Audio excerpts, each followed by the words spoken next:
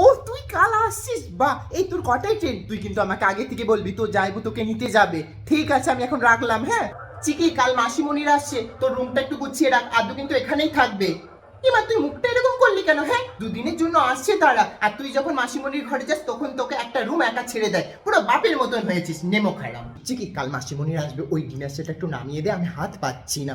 হ্যাঁ, তোমার ঘর থেকে এলে পরে আমি স্টিলের থালায় খেতে দিই সবাইকে, আর আমার বাপের বাড়ি থেকে এলে পরে সোনার রূপার থালায় খেতে দিই। হ্যাঁ শোন, কথা শোন তোর বাবার। হ্যাঁ, যত করবে কোনো নাম নেই, এবার থেকে আর করবোই না।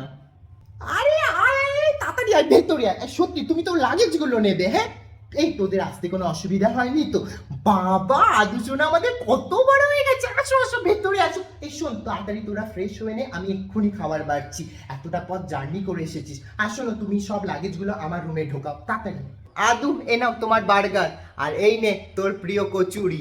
তো যাইবু সকালবেলা উঠে আগেই কচুরি নিয়ে এসেছে, তুই আসবি বলে। আচ্ছা কি, তুইও বসলে, তুই কি খাবি, বার্গার না কচুরি? কচুরি নে, নিয়ে নে।